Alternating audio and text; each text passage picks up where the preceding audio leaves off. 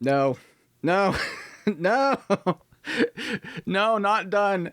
No, what a crappy end of the episode. I am furious. I knew it was coming. I've been talking about this in so many of my impressions video. Dunn has been flagged to death at this point. Last episode kind of sealed it. The death of Neil sealed it. It was coming, but no, not like this. Not like this. I mean, there's a chance. There's a chance they can save my boy. My current prediction is that with everybody taken control of by Sharon, they all had the same eye color, and I believe it was Sharon's eye color. And the Sanctus of White has blue eye color. And so I'm kind of wondering if possibly the next episode is going to open up and the Sanctus of White is there and Klein somehow saves Dunn. Or maybe that curse went through his blood system and he's got to figure out how to... I don't know. I have a little bit of hope they're going to save my boy Dunn. He's just too badass. You can't kill off Dunn. It sucks. Eventually, they're not going to have anybody in that damn agency. They're all going to die and it's going to be just Klein. Everybody's dying. Everybody's going to die. Kenley, we didn't know you. Rest in peace, I guess. Dude went in a bad way. Him coughing up his heart. How do you cough up your heart? But yeah, episode 11 of Lord of Mysteries. I'm mad. What an incredible episode. My gosh, dude. Look into like the whole demonist sect. Look into the Chanis gate. That was a cool little segment. The fight sequence was just amazing. Yes, lots of really hot shots of Sharon. Chef kiss. Even though it's supposedly somebody like Tris. All of them are going to be dudes. They're all going to be dudes. Yes, I need to address the elephant in the room. That yes, Tencent apparently, I don't know, in China, they have released all the episodes. So they're out there. Everybody's already watching the finale except for me. I have them in my queue. I've acquired them, but I'm not going to rush to finish them. I'm going to probably end up releasing all of my episode impressions as they're legally released over in the West. I don't know, maybe at some time Crunchyroll will go, oh, here's the rest of them. Sorry, guys, I know you're all getting spoiled. It'd be great if you just release it everywhere else. Thank you, Tencent. Please, that'd be great. But yeah, that happened. Again, I'm gonna avoid spoilers. I'm probably gonna pre-watch them and do my impressions recordings just so that my Fridays aren't hell like they currently are. But for now, I'm releasing them weekly, so that you guys know. Unless they end up dropping all the rest of them, I might just do my videos and just edit them and put them up as they go. But I still want to do episode by episode impressions because I like kind of digging into them and seeing what I find in here and predicting stuff. But for all those that have watched the finale, good on you. Please stay quiet in the comments. I know the ending is apparently supposed to be really incredible or something crazy happens. So anyways, that said, let's dive into episode 11, get my impressions. Opening up the episode, we have the whole sequence with the council chambers. Everybody's getting controlled by Sharon. Again, very interesting to see that everybody has the same eye color as her as she kind of charms them. I like to see even Mary over here. She's all mad the previous episode. Now suddenly she's all like, oh, charmed. Yeah, it showed like her with those little dolls and she's kissing them and it's making them all do what she wants and she's able to speak through them, which is kind of crazy powerful. We do find out later on that she is sequence 6, which again, it's showing more and more like just a single sequence up. There's so much like power capability there. It's absolutely insane the difference. I mean, even Dunn in this episode, he's only 7 and he is darting all over the damn place. Obviously, Dunn has pointed out the fact that Klein needs to learn how to use his strength and whatnot, which, yes, Klein sort of showed that his strength was increasing quite a bit, but to actually utilize that strength, utilize that speed, that's where you're going to start getting the crazy... We're getting Dragon Ball levels here already in Sequence 7. They're just darting all over the place and teleporting all over the place, so we'll see. But yeah, not really much to cover in that whole segment. It kind of implies the idea that the whole purpose here was to take over Tingen, and as we see later on, there's a purpose, seemingly a purpose behind that in the discussion between Sanctus and Sharon, but we'll get into that in a minute. But yeah, they've taken completely over, pretty much tackled anybody that is against it, arrest them. You have control over the police, you have control over everything, you got pretty much full control. But yeah, we cut over Dunn, he's checking out the Baron estate, looking for any signs of Beyonders. He ends up finding some very powerful Beyonder trolls in the drawer. We have to look for any signs of Beyonders. Drawer. Yes, we found them. A whip, handcuffs, and candles. Yep, we've found the Beyonder stuff. Which... to be honest, as we find out what Sharon actually is, it's sequence, that's signs of Beyonders actually, technically. But anyways, yes, they end up finding some mummy powder. Apparently, in this world, they grind up mummy powder and turn it into some sort of drug that can satisfy both men and women, which again, I'm assuming is to the idea of having a little bit of fun of night. I guess. I don't know. But yeah, at the same time, we have Klein. He's trying to chase after Sharon. At some point, she uses some sort of ritual to break past his ability to follow her around, ends up trying to do some sort of divination to find her, ends up losing her. And we find out where she goes, which is to meet up with, yes, the Saintess of White. It sucks they didn't say what the sequence number is of the Saintess of White. Again, her being from the Demonist sect, I'm assuming that she's Assassin Pathway, but how high is the question mark there? Kicking around a sequence 6 pretty easily and effortlessly, but I would assume that she's probably at least 2, maybe even 1. My current assumption is that the pathway goes up to, I don't know, I'd have to check the intro again. I don't think it implies it, but I would assume that 1 is the highest, and then 0 you go to the divine realm.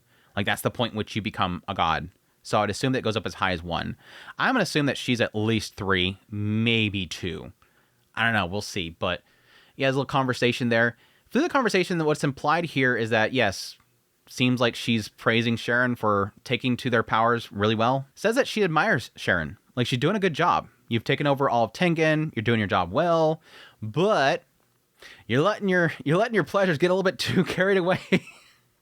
Which, yes, we find out that their deduction of what happened to the guy ended up being true. There was no Beyonders, no curses, nothing actually killed Maynard. It was straight up that Sharon got too carried away. Legit, Sharon got too carried away and he had a heart attack. It was actually true. It wasn't a lie. So yeah, Saintess of White is kind of mad at Sharon for not keeping their pleasure under wraps and ended up killing the guy and causing a big fuss. Which seems to be because what Saintess of White is saying is that they want to infiltrate the kingdom. So again, my assumption is that Sharon was supposed to take over Tingen for the sake of possibly what we're talking about previously, some sort of ritual, maybe a sacrifice. If the two of them are tied together, which is going to be 2 different things, but they could be for that sacrifice. But in the end, it looks like it's control. They want control. And the Saintess of White is currently, through the Demonist sect, is trying to infiltrate the kingdom itself. So doing this and having this guy die and causing a fuss, it's not too happy. In the end, not too happy about that. It says that they will, if you can't exercise control of your pleasures, then don't blame me for taking you under my skirt another time. I will instruct you thoroughly.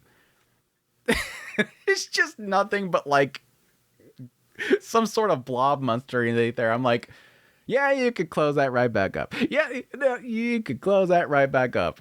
I mean, we had a lot of nice spicy shots of Sharon this episode, and the Saintess of White, at least visually in the face, looks beautiful, but I'm kind of wondering if that might be something in, again, the Assassin Pathway and the higher sequences, if they're able to just basically change their entire appearance. Which, again, when they go up the pathway, when they reach Witch, it does change them into a female. As we find in this episode, Sharon, just like Trissy, was changed to female. I would assume that even higher, they're able to change their complete appearance. I don't know. We'll see. But anyways, yeah, sequence 6, pleasure for Sharon. Very, very interesting. Another one to add to the list. And it also technically points out that Saintess of White was also male. It implies that because at some point they said that the council is just full of men and no one understands men more than us. And no one understands women more than us. It goes both ways there, but I kind of assume that the implying there is that because we used to be men, we now know men more than anybody else. And of course, they would know the pleasures of women more as well because, yes, they turned into a woman. But yeah, we have Klein go to the Baron estate. He ends up finding a picture of what he assumes is Sharon before they took the potion. So again, another confirmation there that Sharon used to be a guy. Before he gets caught by Sharon herself. Or actually not. Nice fake out. No, what kind of threw me off here is suddenly out of nowhere, it just like pauses and then it starts going reverse. I'm like, wait, did we off screen have him find out how to control time? Please don't do this. No, it's just, again, a big fake out. We end up finding out that an hour earlier he's at his house and he's just randomly decided to try out this summon messenger on himself. He's just like, oh yeah, Dally said something about, summoning by a name or something like that. And so rather than using a god, you don't have to use a god. So I'll just summon myself. And sure enough, it works. He actually summons himself from the fog realm, ends up going to the fog realm before coming back to the real world. And then just as a spirit, just kind of just fly around the world. We finally achieved the realms of OP right here. He even has a part of his fog powers. He has the emblem as well.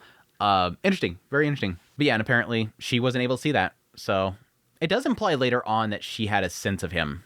Like, oh, you were the one that was there, which kind of made her want to dig a little bit further into finding out what sort of his secrets. If he's just a sequence 8, which she's able to apparently find out just by touching him with this ability, then how the hell did you pull that off? But yes, the other thing that he ended up finding was the spider webs, the bodies, the dolls, and the demon statue, which he ends up reporting over to Dunn, which Dunn, in response to this, decides to get an artifact from the Chanis gate, which that's when we get to see inside the Chanis gate. That was awesome, dude. Inside the Chanis gate was actually really awesome. First they go in there, run into the old man, have to get an application form, and yeah, just like tons of rotating drawers, ingredients written on the wall. Incredible looking room. And yes, a little altar where they can summon up different boxes that have different artifacts in them. I'm assuming there's a bunch of artifacts like deep down inside, and depending on which one they call for, it's just brought up in this box to them. Very, very interesting little location. Which, yes, we see the 30217, which is a spirit medium's mirror. I like the fact that now that we've established that these are from Beyonders that have lost control, they now specify where it comes from. I don't recall them ever specifying before what they came from. This specifically belonged to a spirit medium. So apparently a spirit medium at some point died as a Beyonder that lost control, and a mirror popped up. Which, yes, that does imply the idea that each one of these are going to be specifically an object. Again, when Neil died, his 2 eyes fell to the ground. So the assumption there is that his eyes will be the actual artifact, the sealed artifact. And I think even back when Neil's friend died, I think he dropped a flask, specifically. I think that was what's on the ground. So I'm thinking that might end up being his thing, unless that was Neil's flask. I don't remember. But anyways, the mirror itself, it says the mirror reflects different images, and the dangers faced by those who look into it vary as well. The most dangerous situation is to see oneself in the mirror, which, flag, that happens. That happens. Very, very interesting. It would be interesting to kind of see what other things it could have reflected. Again, they kind of just kept strictly to them seeing themselves pretty much every single time. But yeah, they grab this, they end up heading over to the estate again, and immediately Dunn decides to use his nightmare ability from a distance as they go in there.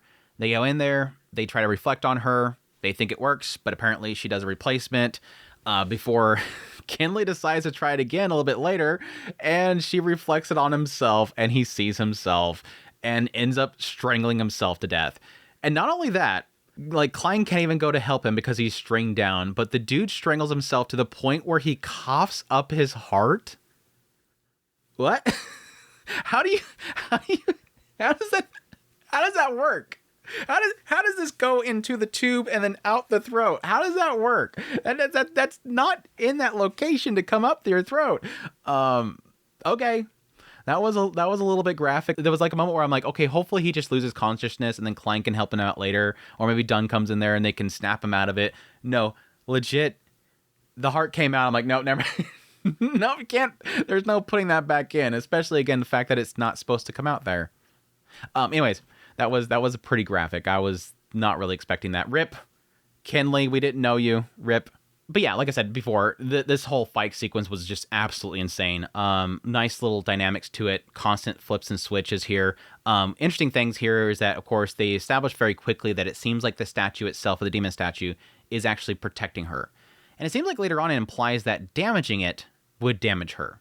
I'm not sure if that's entirely true. I know that he at some point starts to shoot. One nicks it. It harms her. And then later on, he just starts shooting at the statue at some point. Like, the mirror hits her, just shoot the statue, and apparently eventually she just dies. But interesting there. Again, at some point, she ends up locking him down and then starts to seemingly see that he is a Sequence 8. Like, just by infecting him, she's able to see that he's Sequence 8. And that's the thing that kind of cues her off. Oh, you seem familiar. Were you the one that was here earlier doing some tricks? What's your secrets? Again, you're a Sequence 8. You're only a Sequence 8, and you're messing around with me. I was not able to find you. You're mousing around. Something's off here. Who are you? What is your secret? But then, yeah, Dunn shows up, being a badass. Dunn being a badass again, just jumping in there, freaking flipping all the damn place, and teleporting around with her, and boxing the crap out of her, throwing stuff. She's throwing stuff at him. It was a cool little sequence there. I actually really, really enjoyed it. And again, at some point, she does throw one of the roses at him that hits him. And again, this is the same blood curse thing that was done to Leonard. But Leonard, in response to it, did some crazy ritual to yank it out of there and get rid of it. And again, that could be that he's just more knowledgeable and again has some sort of secret himself, just like Klein does. Dunn doesn't seem to have that. He just quickly just does a restore. And I'm kind of curious now with how the episode ends, did it actually work? Did the restore even do anything there? Did it even save his life, or did he end up getting cursed anyways? Again, I'm leaning more towards the idea that being the Saintess of White has possessed him and is controlling him because of the blue eye thing.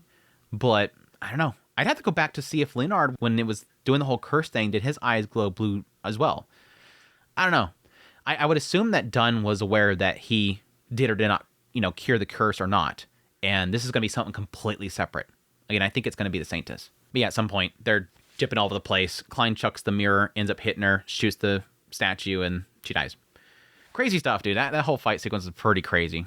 And yeah, at some point during the fight, he ends up using the fog powers to snap himself out of the stun state, which again, seems to be helpful. There. It seems like that whole utilization of the fog power is getting a lot more stronger. I did get a kick out of I don't know what their obsession is with this, but like they love that whole shot where they pull up the gun. Like Klein's sitting here shooting the statue, and then for some reason at some point it has to cut and he does the whole pulling up the aim again. It's like, if you're already shooting and aiming at her, then just keep shooting. Unless he had to, maybe he was reloading. He could have reloaded off screen and then he had to aim again. But they really love this shot. They love doing this thing. They love this thing. Just aim. You don't have to do this thing to aim something. Anyways, I get a kick out of it. I'm sorry. Anyways, yeah, Kinley's dead. Unfortunately, Dunn blaming himself for that whole situation. Again, he's the captain. Anybody's death during a mission is his own fault. And even if he is not a part of the mission, being the captain, he's assigning people and dictating where people go. The fault comes down to him. He's going to blame himself. It is my mistake. I was fooled by her. I didn't expect her to escape the dream. It's his fault. Again, his eyes turn blue. It cuts away, and Klein secures the downstairs, then comes up there. Dunn's apparently eating the heart of the body. I don't know. It showed Kinley's body briefly, and then it cuts over to Dunn, and he's chomping on something. But when it showed Kinley, it didn't show Dunn on top of him, so I'm assuming maybe he's eating the heart. Either way, his eyes are blue, and again, I'm assuming that he's possessed or turned into a zombie. I don't want it. I don't want it. I don't want it. I'm so mad. I don't want it so mad. No, not my Dunn. I'm hoping that Klein figures out some way to cure him. I don't know at this point. It could be the Saintess. It could be, again, the blood curse. But again, technically when Neil was changed, his face didn't change. It was his body that was getting kind of morphed a bit. So it's not as if every single Beyonder loses control and looks the same. I don't know. It sucks. Anyways, I think that was pretty much the episode. Oh, wait, we had a little mid-card. What was the mid-card about? I forget. Spirit World Messenger. Messengers, creatures from the spirit world, a type of unique spirit. The spirit world overlaps the real world, but does not adhere to the rules of material world. So this is pretty much explaining the summon messenger thing that he did. Again, if these messengers are from the spirit world, you call to them and they come from the spirit world to be a messenger. Again, similar to Azek's. Azek's messenger was the big skeleton thing. So he's calling that to him. But again, Klein ends up utilizing this, being taught by Dally. Oh, I'll just use it on myself. Kind of implying the idea that fog realm could be possibly a spirit world that he's pulling that himself from. Interesting. There's no up, down, left, right. Past, present, and future potentially converge here, like a strange ocean of innumerable pieces of knowledge, information, and illusory spirits. Whether it's divination or prophecy, most methods used in the spirit world rely only secondarily on glimpse into fate. Now that sort of implies, again, the spirit world itself is technically the place that he went to in order to look at that guy in the previous episode. So we're talking about the spirit world, not specifically just the messengers. But the messengers are apparently from that spirit world. Huh. Again, I'm kind of wondering if that implies that place with the fog realm is the spirit world. I think that's kind of a confirmation there, really, right? If, again, he goes there and he summons himself. I don't know. We'll see. Anyways, that's my thoughts on episode 11. Definitely some cool stuff in here. Again, I hate that they're doing that to my Dunn, but we'll see in the next episode. But I hope you guys enjoyed this video. As always, if you did, hit the like button down below. If you like this content, you want to support more, become a member of the channel. Until next time, y'all take care. And again, if you watch the finale, don't talk in the comments, please. Just leave it out. Just leave it out there.